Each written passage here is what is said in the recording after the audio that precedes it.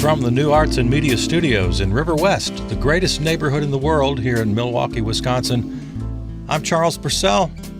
This is The Log. And I'm feeling very inadequate today. I'm having a crisis of confidence.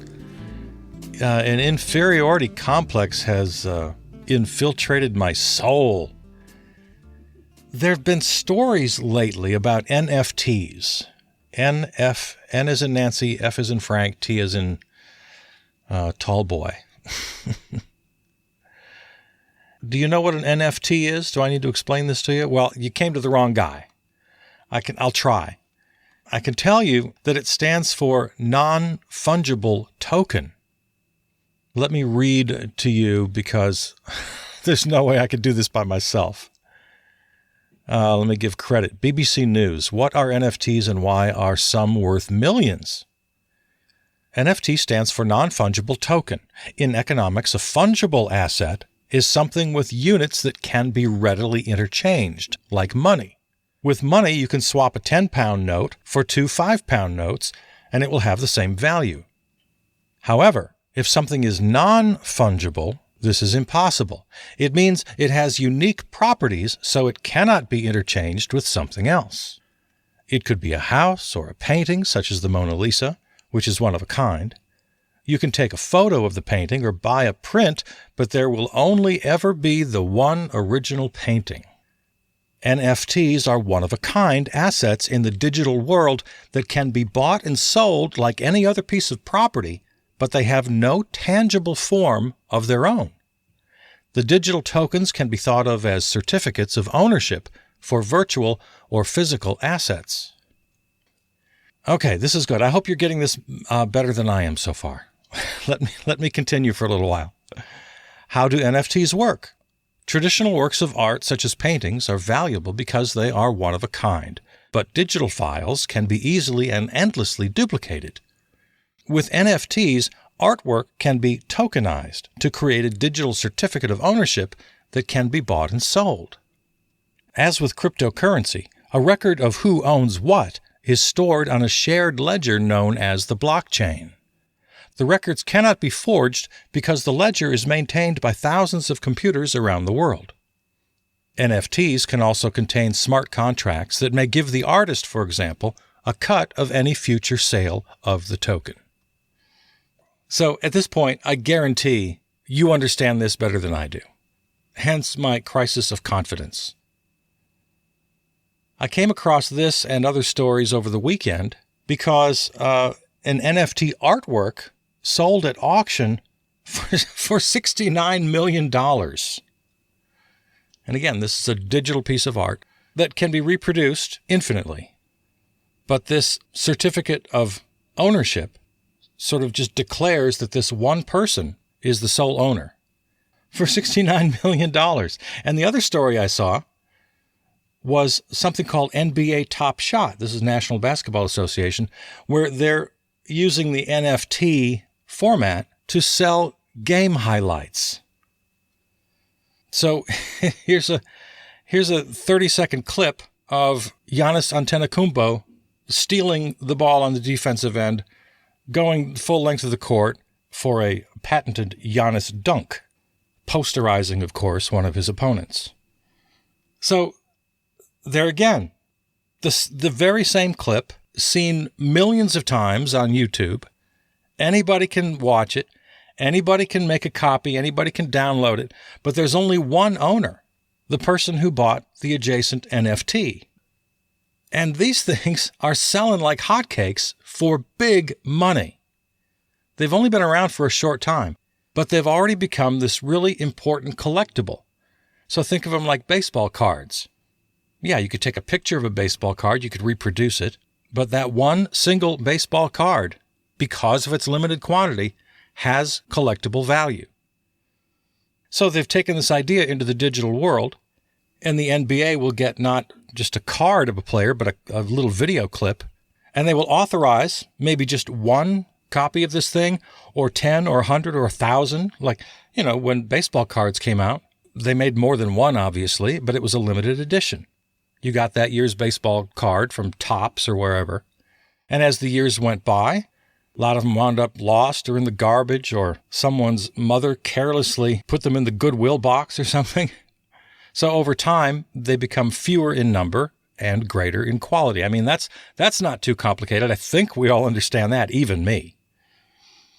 So they're collectibles. So with the NFT format now, okay, let's authorize 100 copies of this clip, sell them, and now they're on the open market, just like a baseball card. And I keep going back to that analogy because it's the closest and the easiest. The owner can do with it what they will. They can keep it just for the joy of ownership. They can watch it go up in value as an investment. They can choose to sell it, and there will be buyers. So this is a thing that's happening. And as much as I'd like to be the guy who just takes joy in new, novel things, and I do, I like novel ideas, but as Popeye said, I am who I am. Oh no, the burning bush said that. I am that I am. This really sticks in my craw. Because this is real money exchanging hands here. $69 million for that piece of art. People are paying up in the thousands, the tens of thousands, literally, for these short highlight clips from the NBA.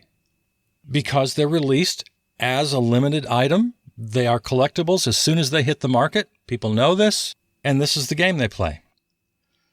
But I feel compelled to remind you, money doesn't come out of thin air. Wealth is built through labor. This is what Marx got exactly right. Sure, you can print money. Sure, you can create all of these weird financial products where you can make money from your money. You can buy and sell, and you can break them up, and you can sell debt. And there's this huge Rube Goldberg world that we all live in. The 2008-2009 financial crash brought that home for everybody. But wealth itself, when you get right down to it, all of those Rube Goldberg maneuvers aren't creating the wealth. They're just moving it around. They're moving it from one person to another. The origin of that wealth comes from the resources of Mother Earth and the labor of flesh and blood, men and women, to produce goods. Without labor, there is no wealth. It doesn't exist. Anyone who makes money from their money is riding on the backs of those men and women, on the sweat and the blood of their labor. I have friends who'll tell me about their latest investment or about how they're saving for a house and they'll be able to make it pretty well if they just rent one of the rooms. And they got all these wonderful sort of intricate plans about how they can get their money to make money. And I put on a happy face because I'm their friend. I say, hey, that sounds great. Good for you. If I were a different person, if I had more courage in my personal relationships, which I don't, I'll say anything here on the podcast. And if my friends are listening, maybe they'll make the connection, maybe they won't.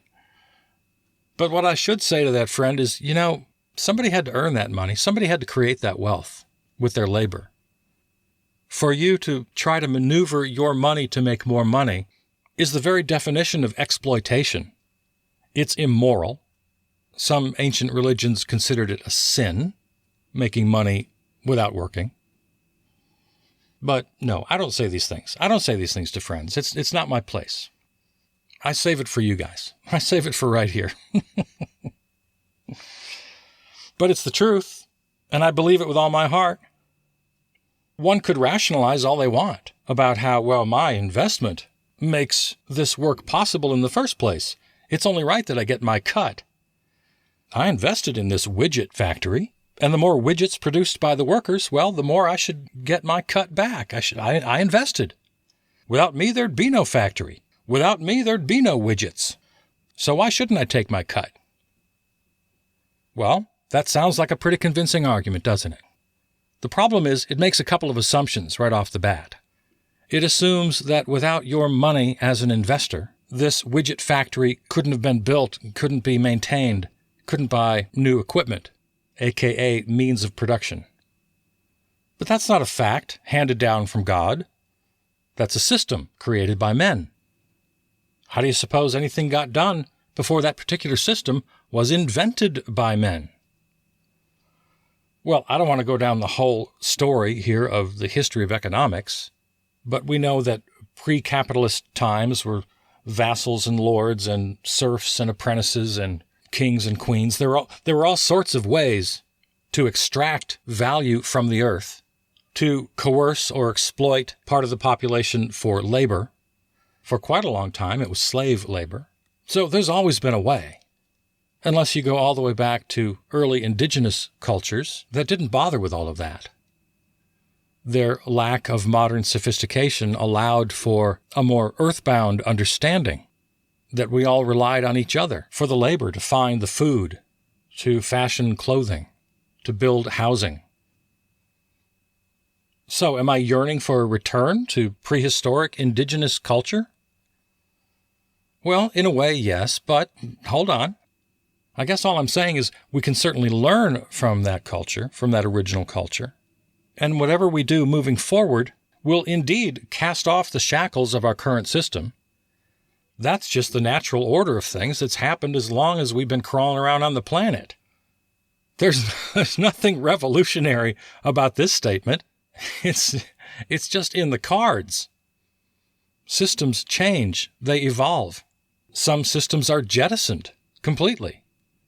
And just as, for the most part, we have jettisoned slavery, we've jettisoned the relationship between kings and serfs, we'll certainly jettison the more unsavory elements of our current economic system, where the annual income of CEOs is hundreds of times more than the workers, where governments exist to protect the rights of owners over the rights of workers, where capital is accumulated into fewer and fewer hands, and where the very notion of money making money is just universally accepted.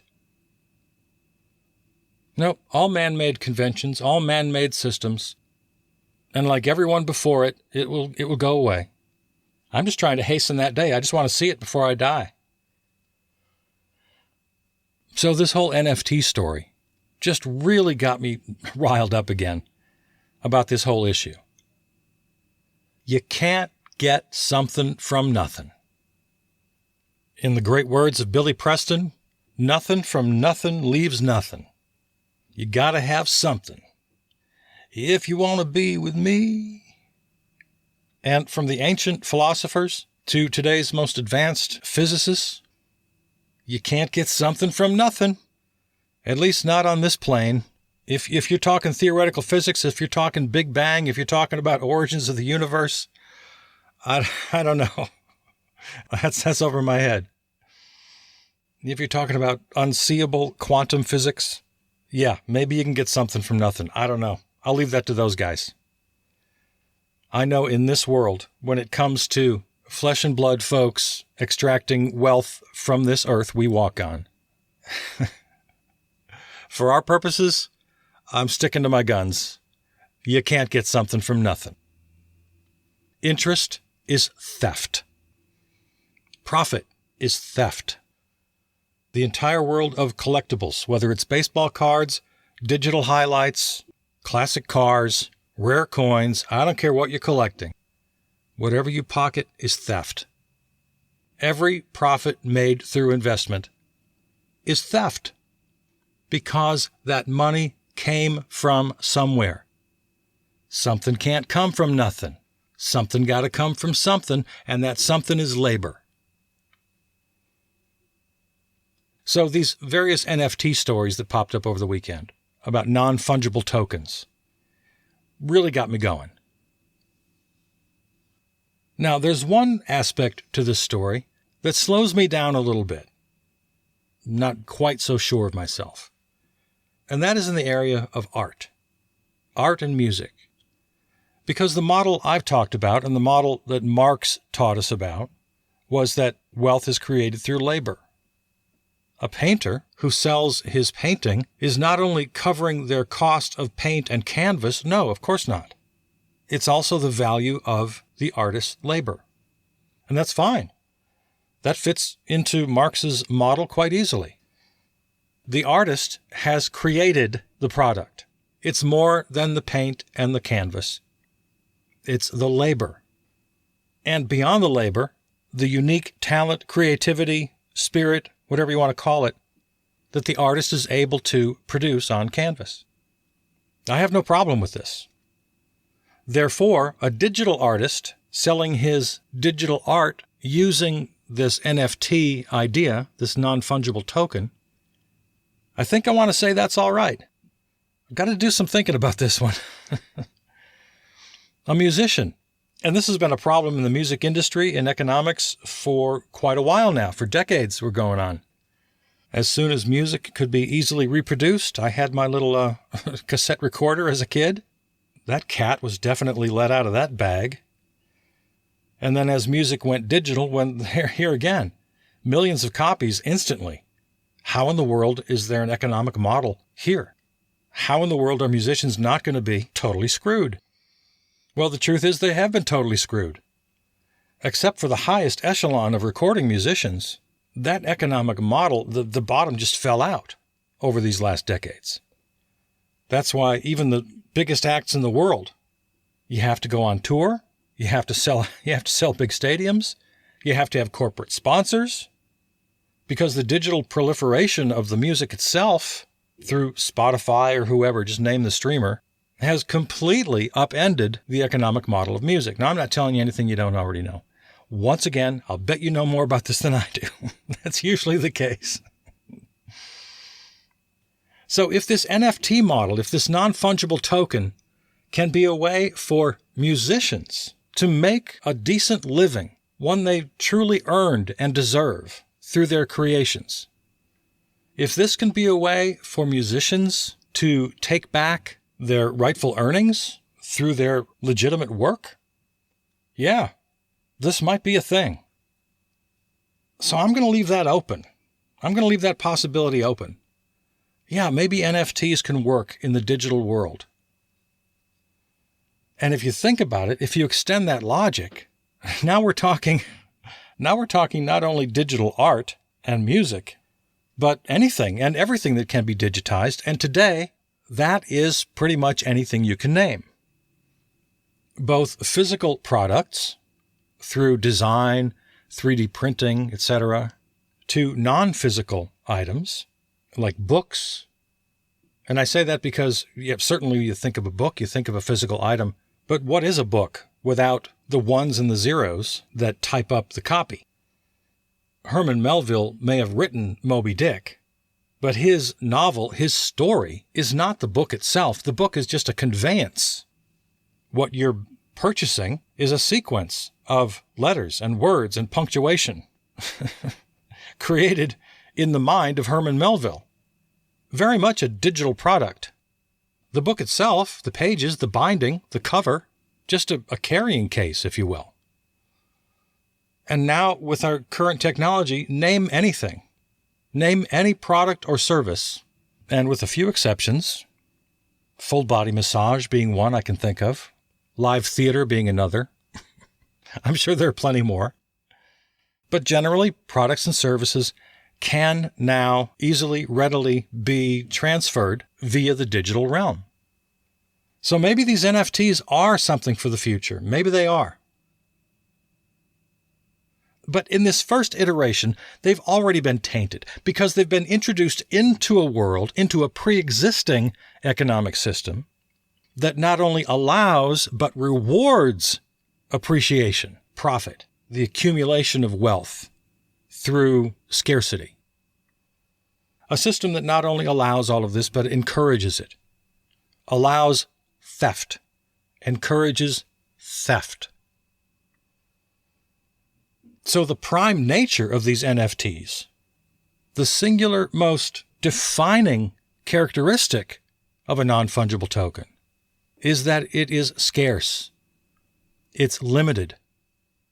Its ownership is carefully defined as private ownership. And these are the sins of our current system.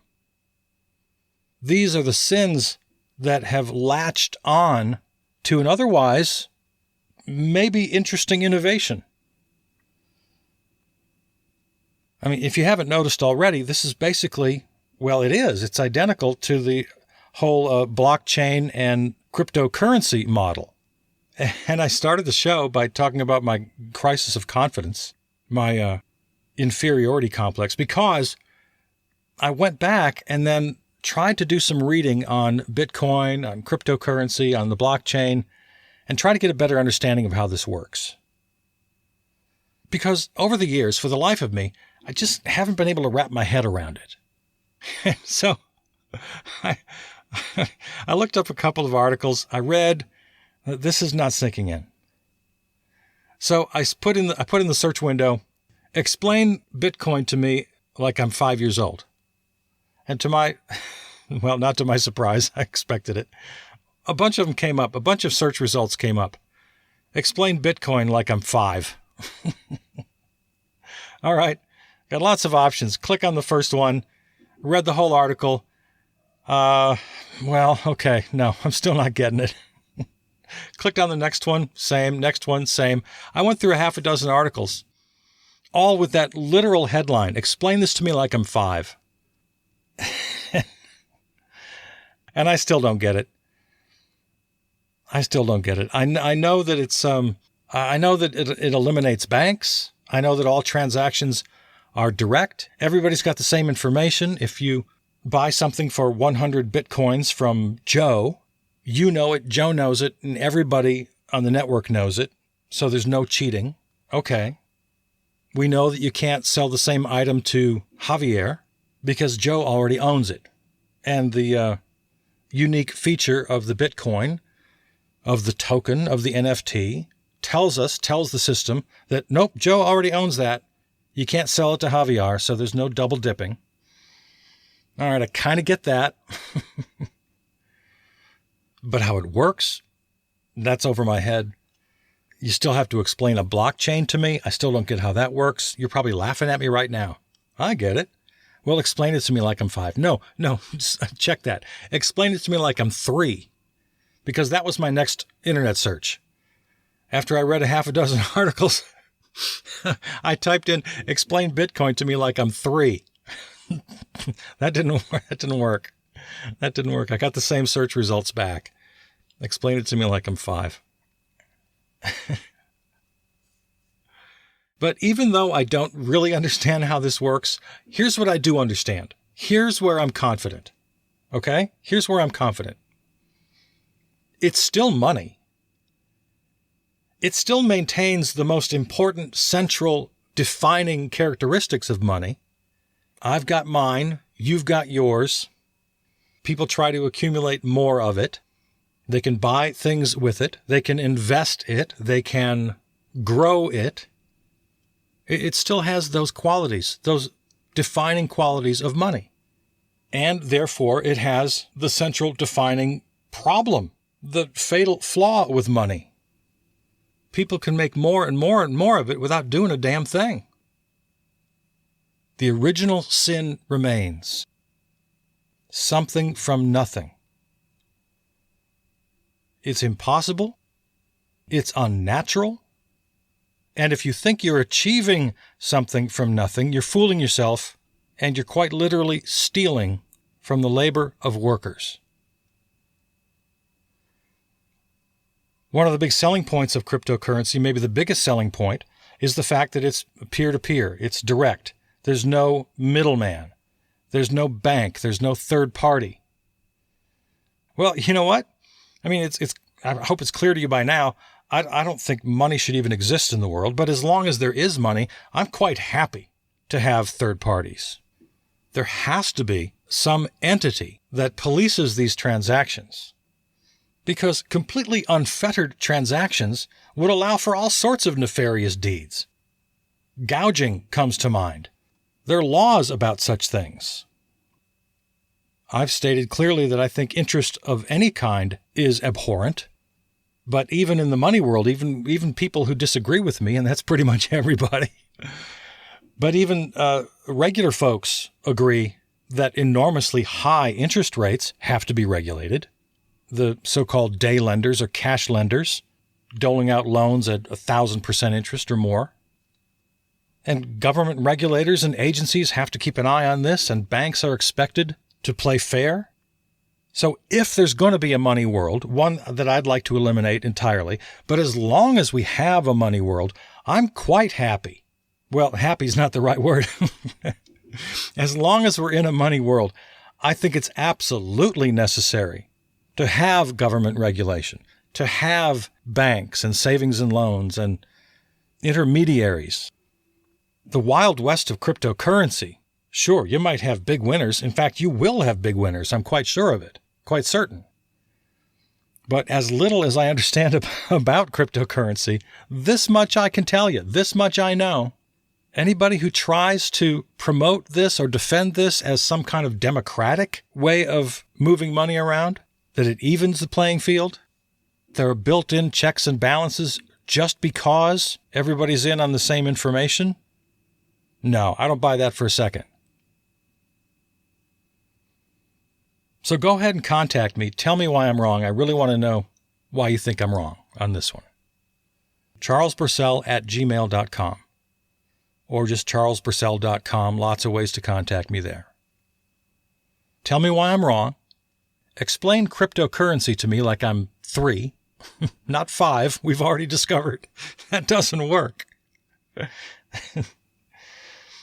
But here's what I want to hear from you. Tell me why cryptocurrency or NFTs or any other innovation, tell me how they're different in nature, not in the way they're distributed or exchanged. I'm not interested in how they move around. I'm talking about the very nature that they share with money as we all understand it. It represents value.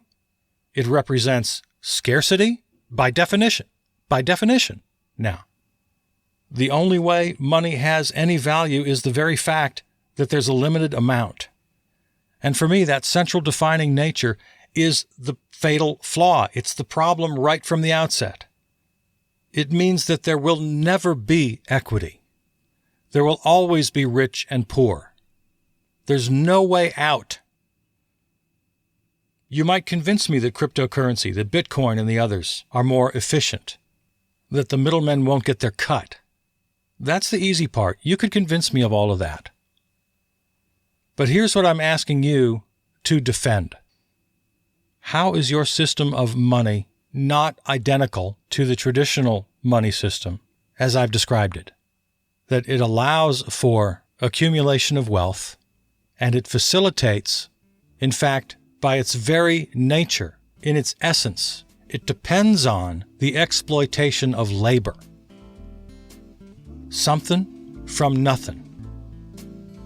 Convince me somehow that it solves the something from nothing dilemma, and you've got me. You've got a new convert. All right, there's your task. In the meantime, I'll keep trying to understand this better, I promise. I wish you health and wealth and prosperity to you and yours. I love you. I'm Charles Burcell.